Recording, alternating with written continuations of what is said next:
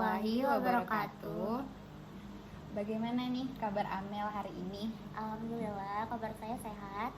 Nah, jadi kita di sini akan membahas seputar tentang social learning. Nah, jadi menurut Amel nih, apa sih social learning itu? Jadi menurut saya, teori belajar social learning ini adalah teori yang menjelaskan bagaimana kita belajar itu melalui pengamatan, imitasi, dan juga interaksi kita terhadap orang lain, seperti itu. Nah, benar yang Amel bilang. Jadi akan Muti sedikit jabarkan apa itu teori social learning. Jadi teori social learning ini adalah teori yang dikembangkan oleh Albert Bandura. Jadi teori ini menyatakan bahwa pembelajaran yang terjadi melalui pengamatan atau perilaku orang lain seperti yang Amel bilang tadi, atau dengan kata lain, seseorang belajar melalui meniru atau modeling atau mencontoh perilaku seseorang gitu. Nah, jadi kita sama-sama udah tahu nih apa itu social learning. Nah, jadi mungkin mau tanya nih sama Amel. Menurut Amel, dalam konteks modifikasi perilaku, bagaimana sih social learning itu? Jadi dalam konteks modifikasi perilaku, social learning ini dapat diterapkan untuk membantu seseorang mengubah perilaku yang maladaptif menjadi adaptif dengan cara belajar dengan memanfaatkan pengaruh sosial di sekitarnya, seperti itu. Oh, jadi dalam konteks modifikasi perilaku, social learning ini membantu atau mengubah perilaku seseorang yang tadinya maladaptif menjadi adaptif dengan cara atau dengan memanfaatkan pengaruh sosial di sekitarnya. Benar, seperti itu. Jadi menurut Muti, dalam teori belajar social learning ini, bagaimana lingkungan itu dapat mempengaruhi kita. Nah, jadi teori ini menunjukkan bahwasannya pembelajaran kita tidak hanya dari pengalaman langsung atau pengalaman pribadi, tapi juga melalui observasi kita terhadap lingkungan.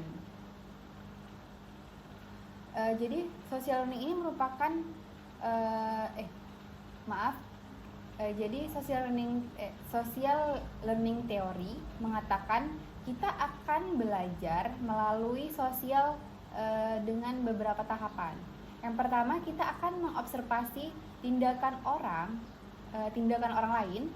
Setelah mengobservasi, kita melihat bagaimana reaksi orang terhadap hal tersebut. Apakah reaksinya positif, seperti diberi pujian, atau negatif, seperti diberi hukuman, begitu.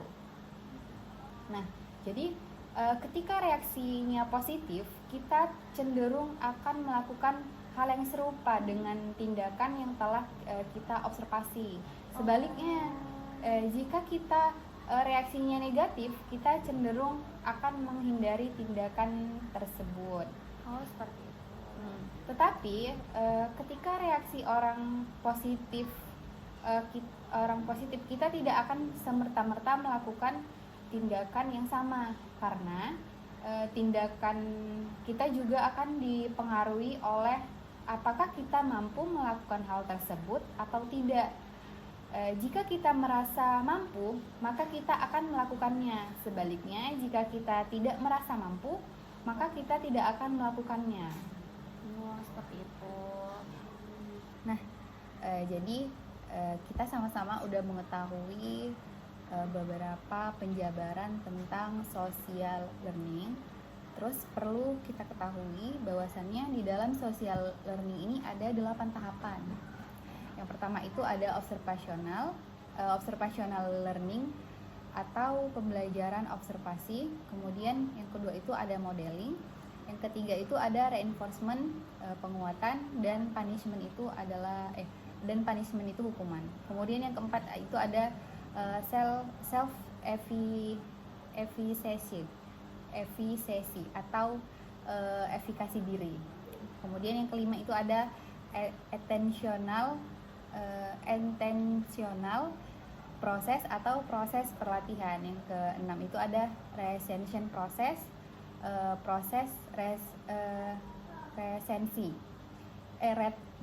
retensi. Oke. Kemudian yang ketujuh itu ada proses reproduksi motorik.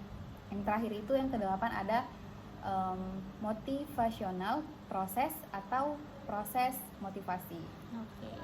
Nah, jadi untuk kita mengetahui lebih lanjut lagi dengan 8 prinsip ini, yang pertama ada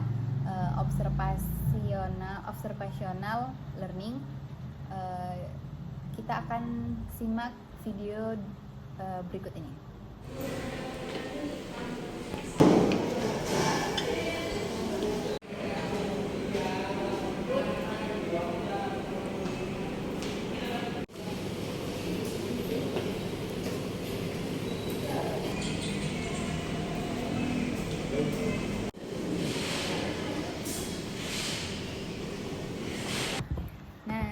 Jadi setelah kita lihat cuplikan video dari teori observasi learning, menurut pendapat Amel nih, bagaimana sih cara kerja dari prinsip tersebut? Jadi setelah kita melihat video dari prinsip observational learning tadi, bahwasannya si remaja tersebut itu bisa belajar perilaku yang baru hanya dengan mengamati orang lain tanpa harus melalui pengalaman langsung atau trial and error. Jadi dalam proses tadi yang saya lihat itu remaja tersebut itu mengamati model atau orang yang ditiru itu dan menginternalisasikan perilaku tersebut yang kemudian itu bisa ditiru dalam situasi yang serupa seperti itu. Nah, jadi seperti itu ya mungkin yang Amel tangkap dari video tersebut. Benar, seperti itu. Kemudian ada nih teknik yang kedua yaitu modeling. Nah, sebenarnya observasi learning sama modeling ini ada kaitannya dengan video tersebut. Nah, menurut Amel bagaimana sih apa hubungan antara observasi learning dengan teori modeling?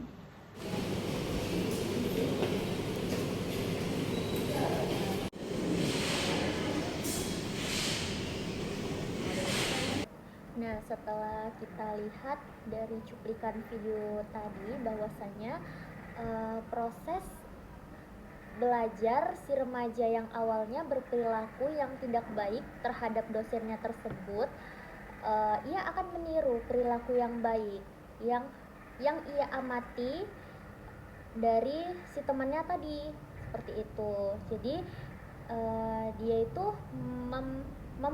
melakukan perbuatan yang baik, mencontohkan perbuatan yang baik yang dilakukan temannya tersebut dan menghindari perilaku yang tidak baik dari yang sebelumnya, seperti itu. Nah, jadi perilaku yang tidak baik ini dia melihat bahwa dia menyadari bahwa kalau misalnya dia tidak menegur dosen itu adalah perilaku yang tidak baik. Iya, seperti itu. Jadi perilaku yang baik itu dia mencontohkan apa yang diperbuat oleh orang lain tersebut, lalu kemudian dia mengikuti perilaku yang baik tersebut. Iya, benar, seperti itu. Untuk selanjutnya, coba kalian buka di halaman 30. Di situ ada soal bagian A. Nah, Ibu akan mengasih kalian soal nomor 1. Bagi siapa yang ingin mengerjakan soal nomor 1, Ibu kasih nilai lebih. Siapa yang mau? Saya Bu, saya bisa mengerjakannya. Bagus, sudah berani nunjuk tangan. Ya udah, yuk langsung kerjakan, Nak. Baik Bu.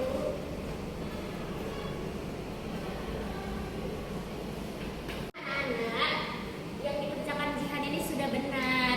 Jadi kalian harus mencontoh Jihan bahwasanya ia dapat bisa mengerjakan ini. Mari kita beri tepuk tangan kepada Jihan.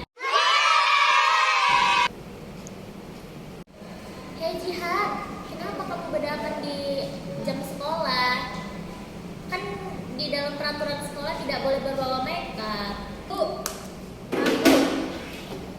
ini Bu kasih peringatan. Kalau besok-besok kamu membawa makeup ke sekolah, saya panggil orang tua kamu ya. Bu, maaf, besok nggak dibawa lagi Bu. Nah, setelah kita melihat cuplikan atau video dari prinsip punishment dan reinforcement, bagaimana tanggapan Amel? Bagaimana cara kerja dari prinsip tersebut? Jadi dalam reinforcement dan punishment, guru tersebut memberikan pujian kepada siswa yang menunjukkan bahwa ia dapat menyelesaikan tugasnya dengan baik. Nah, itu untuk memotivasi kepada meningkatkan motivasi kepada teman-temannya. Dan punishmentnya itu dari video tadi, yaitu ketika guru tersebut memberikan peringatan verbal ataupun teguran kepada siswa yang melanggar aturan. Nah, jadi ada kemudian yang keempat itu ada self efikasi atau efikasi diri. Untuk lebih mempermudah, mari sama-sama kita lihat video mengenai prinsip efikasi diri. Berikut videonya. Sa, malam ini kamu setoran hafalan surah bahasa kan? Kalau misalnya kamu mau lebih mempermudah hafalan kamu, ibu punya saran kalau kamu menghafal ayatnya itu satu ayat itu diulang sampai 7 kali biar lebih mempermudah hafalan kamu. Iya Bu, saya sudah mencoba menghafal dengan cara yang Ibu bilang. Tapi saya lebih mudah menghafal sambil mendengarkan murotal daripada saran yang Ibu saranin. Nah, setelah kita melihat video atau cuplikan tentang self efikasi atau efikasi diri, bagaimana selanjutnya menurut tanggapan Amel cara kerja dari prinsip efikasi diri? Jadi setelah saya melihat video cuplikan tadi itu, bahwasanya seorang siswa yang diajarkan oleh gurunya tersebut mengajarkan bahwasanya ia akan menggunakan metode mengulang secara 7 kali kepada si siswanya tersebut. Namun si siswanya ini mempunyai kepercayaan tersendiri bahwasanya ia akan bisa lebih mudah menghafal itu menggunakan metode murotal. Jadi dalam self efikasi ini dia lebih percaya akan kemampuan pada dirinya tersebut. Oke, baik. Walaupun yang dibilang gurunya tadi tuh benar, sama-sama benar tersebut. Seperti itu. Nah, yang kelima itu ada attention process atau perhatian proses. Nah, untuk kita lebih mengetahui bagaimana cara kerja dari attention proses ini, bisa kita lihat video berikut ini. Mel, apa Mel? Ayo Mel. Jadi setelah kita melihat video dari prinsip attentional process atau proses perhatian, bagaimana menurut pendapat Amel cara kerja dari attentional process ini? Jadi setelah kita melihat video cuplikan mengenai attentional process tadi, bahwasanya si mahasiswa tersebut itu tidak mengalihkan fokusnya terhadap situasi yang ada di sekitarnya, yang ia dapati di sekitarnya, seperti itu. Jadi dia tuh lebih berfokus pada apa yang ia kerjakan, seperti itu. Nah, selanjutnya prinsip yang ke-6 yaitu retention process atau proses perhatian. Boleh sama-sama kita lihat videonya. Iya sendiri. Oh, aku ini sama kawan aku, kawan kelasku. Kenalan lah. Amel. Oh ini kawan kelasnya. Iya. Dari fakultas mana, Kak? Dari hukum. Oh, hukum. Ya udah lah, kami duluan ya.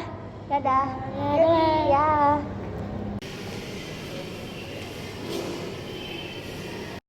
Amel ya? Asa. Dari mana? Dari kampus. Oh, sama siapa sih? Sama temen tadi.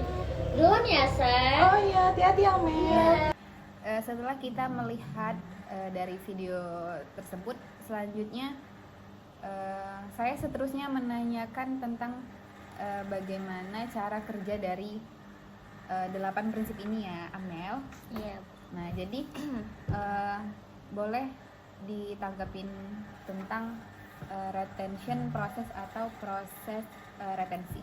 Jadi setelah kita melihat cuplikan mengenai retentional process atau proses retensi itu di mana individu itu dalam mengambil informasi, menyimpan dan juga mengingat dari memorinya itu untuk digunakan di masa depan. Jadi retensi itu juga dapat bersifat selektif. Nah, di mana itu individu tadi itu lebih cenderung mengingat dan juga mengingat informasi yang relevan seperti itu. Oke, baik. Oke, berarti kita next masuk ke prinsip yang ketujuh, yaitu proses reproduksi motorik. Nah, jadi supaya kita lebih memahami bagaimana sih gambaran dari prinsip proses reproduksi motorik, kita sama-sama lihat video berikut ini. Videonya yuk. Yuk, kita hafal dulu gerakannya. Sudah. Ya, kita tes dulu. Ulang lah.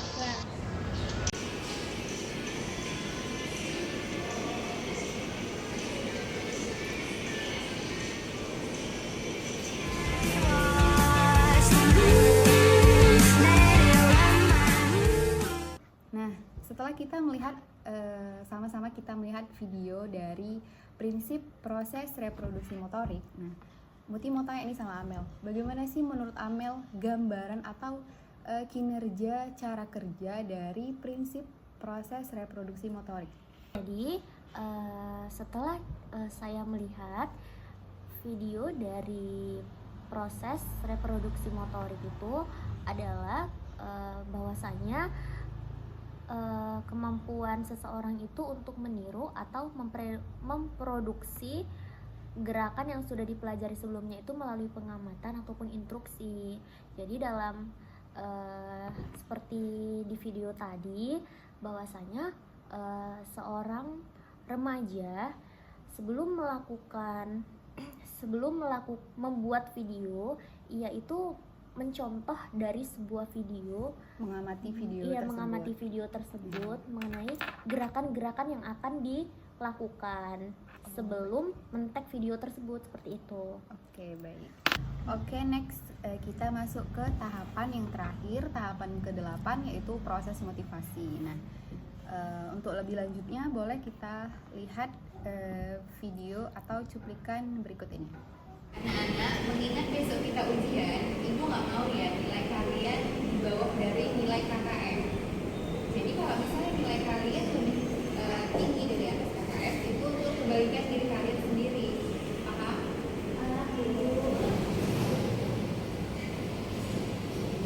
Oh iya, aku harus belajar supaya nilai aku bagus.